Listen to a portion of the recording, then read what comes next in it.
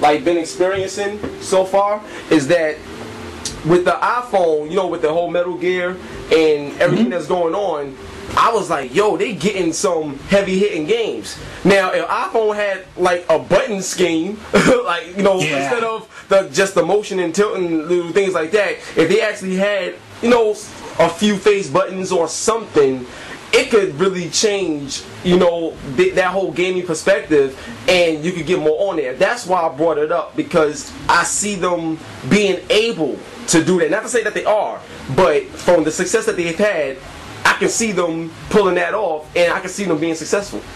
Well, I think you're right. I mean, a lot of the people that complain about the iPhone are people that want physical keyboards, and Apple will have to go in that direction, maybe not next year, probably the year after. So I think there will be an iPhone product like with a keyboard, so you can have more input like that. That'd be crazy. Playing Doom on your iPhone and you got a keyboard. Oh my God, we got to talk to Apple on the low. But I mean, it's interesting that you brought up Metal Gear, because I had lunch with a friend.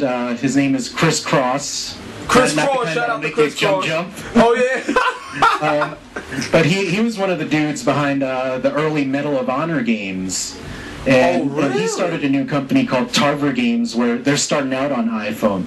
So, I mean, that the iPhone platform can get someone the caliber of Chris Cross, Neil Young, who's an old EA guy, he's at NG Moco now. So they're attracting all these big players from the traditional console gaming side that see this huge opportunity in the iPhone market. There's a lot of money floating around there, a lot of money to be made, and I think for people like you, me, and our audiences, there should be a lot of great games there. And even though you don't have the physical input of a keyboard or of a keypad, the iPhone lets you do some cool things just because it has a GPS, just because it's a portable online device. I mean, a lot of the cool things I see are games that'll use features like Google Maps. Yeah, that'd be great.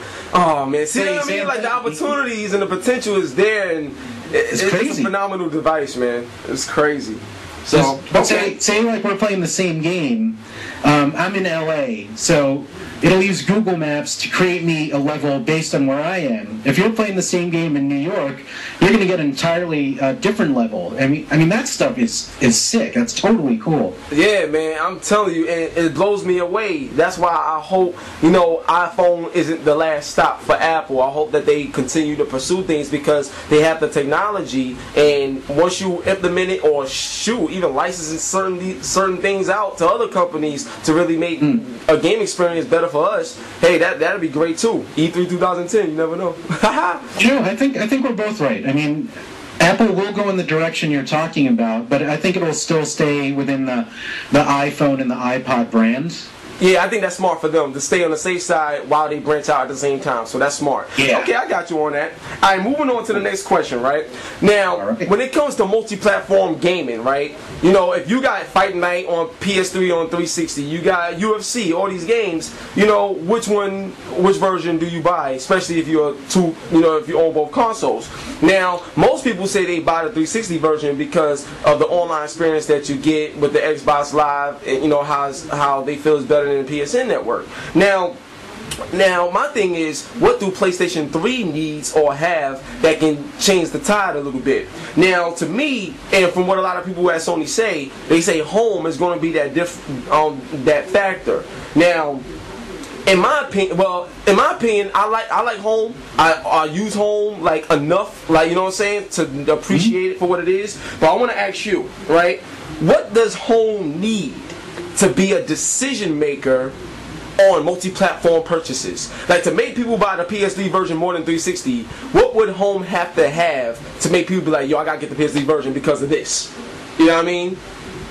I don't think it's enough. Home is such a broken, splintered product. Whoa! Wow. It's cool for what it is, but home really was ambitious, and it started out with a ton of potential and a lot of really cool things. When Phil Harrison was still at Sony, he had great visions for home, and I think when he left Sony, a lot of what he wanted to do was lost. It almost became two different projects with two different teams, and I don't think they delivered what home could have been. I got you. Honestly, when I'm making a decision on a multi-platform game, it really depends on which of my friends are playing. You know, I have certain friends that are on Xbox 360 and they like Fight Night, but just by chance, a lot of my Rock Band friends are on PS3. So for me, that's how I make my decision for multi-platform. Follow your friends. Gaming's always more fun with your friends. What PSN needs to do, I don't know, the whole system needs polish. I don't think it's necessarily a thing like home, but just making the online experience smoother and totally integrated like Xbox Live. You know, you play a multi-platform game on Xbox Live, you don't really have to worry about anything. On PSN, you know, can you chat? Can you use voice chat? Sometimes. I mean, is it easy to set up a multiplayer game? Sometimes. It depends on the game. It's just not a smooth, unified experience, but I think Sony is getting there. Okay. They've been improving. It's mainly the inconsistency that's talking about. And the reason why is because Microsoft, there's a system for the online service, as opposed to PlayStation 3, certain individual games may have certain features that can rival the overall 360 system, but every game doesn't have that. So when you buy, depending on the game you buy, kind of determines the online experience you're going to have. But no matter what game you buy on 360, you know what type of online experience you're going to get because of the integration of the platform, of the live platform. I got you. And that is such a great point. My man Raymond is holding it down right now, man. G4, Hip Hop Gamer TV. Yo, this is crazy right now. This is epic, right? You know what I mean? So absolutely. That's why I wanted to ask, because, you know, aside from the PR answers and the PR talk, you know me, I keep it real, dog. You know what I'm saying? So aside from the PR answers and everything, I get down to the nitty gritty. Now, for me, I'm gonna throw this out there, and you let me know what you think. But I feel that achievements, right, in 360, even though they're cool when you get them, you still not getting anything for them. You see what I'm saying? It's just a score. Right. Now, the advantage I feel that Sony is in a position to have is if they had their trophies sync in with home rewards. So every time you win a trophy in a certain game, you see something pop up in home to represent that trophy you got. So I'll give you an example. Let's say you get a platinum trophy in Uncharted 2 when it comes out.